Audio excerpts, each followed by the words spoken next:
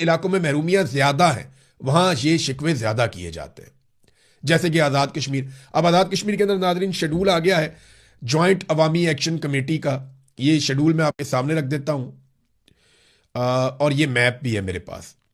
ये नक्शा है पूरे आज़ाद कश्मीर का, ये ग्रीन कलर का।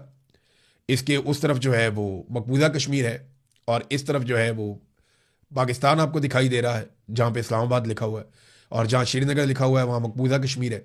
तो ये थोड़ा सा हिस्सा आज़ाद कश्मीर का हमारे पास मौजूद है, और एक बारीक पट्टी है ये सिर्फ। तो इतना ही हम ले पाए इतने सालों में। तो अब यहां पे आप नक्शा देखें तो नीचे से ऊपर की तरफ आप जाएं तो नीचे भिंबर है, उसके बाद मीरपुर है, फिर ऊपर कोटली आ जाता है। कोटली के बाद आप मजीद ऊपर जाएं तो रावलाकोट, बाग और फिर मुजफ्फराबाद। तो इसी नक्शे के हिसाब से मैप बनाया गया है अवामी एहतजाज का, लॉन्ग मार्च का, जो 9 जून को होने जा रहा है। उसका शेड्यूल जारी किया गया।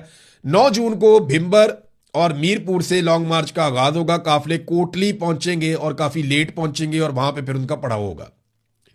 10 जून को पूरा कोटली का जो जिला है, मीरपुर डिवीजन रावलाकोट की तरफ आएंगे। ये सारे नीचे से जो बढ़ते हुए आ रहे हैं ये इकट्ठे होंगे, यहां से मजीद लोग शामिल होंगे और ये रावलाकोट की तरफ आएंगे।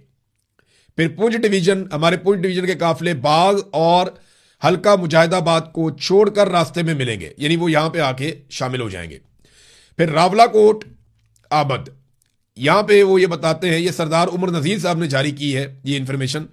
वो कहते हैं पूरा पुंछ डिवीजन के तमाम काफिले रावलाकोट पहुंचेंगे, और रावलाकोट में ये सारा का सारा मजमा इकट्ठा हो जाएगा। ज्वाइंट अवामी एक्शन कमेटी जो है उसके लोग आकर इकट्ठे हो जाएंगे रावलाकोट में, और रावलाकोट से मीरपुर डिवीजन, पुंछ डिवीजन, ये सारे इकट्ठे होकर आगे का रुख करेंगे और एक साथ मुजफ्फराबाद की तरफ बढ़ेंगे। बाकी एरिया से जो काफिले हैं वो भी आएंगे। तो ये एक मोटी मोटी हिकमत अमली है जो आज़ाद कश्मीर में होने जा रही है। और मसला सबसे मेन यही है कि आज़ाद कश्मीर के लोगों को ये लगता है कि उनका हक मारा जाता है, हर मरतबा उनके ऊपर कठपुतली हुकूमत मुसल्लत की जाती है। होता यह है कि 12 सीटें आज़ाद कश्मीर से बाहर पाकिस्तान में रख दी गई हैं। मुहाजिरीन के नाम पे उन सीटों पे इलेक्शन करवाया जाता है, और उन सीटों पे अपने मनपसंद कठपुतलियां बिठा दी जाती हैं। उन कठपुतलियों के जरिए से आज़ाद कश्मीर की हुकूमत बनाई जाती है। यानी 12 सीटें बाहर से आ जाए ना तो 20% से 25% काम हो जाता है। बाकी अगर आप 75% हार भी जाएं आज़ाद कश्मीर में, तो आप 25% सीटें लेकर भी हुकूमत बनाने के काबिल हो जाते हैं। मोटी मोटी बात यह है।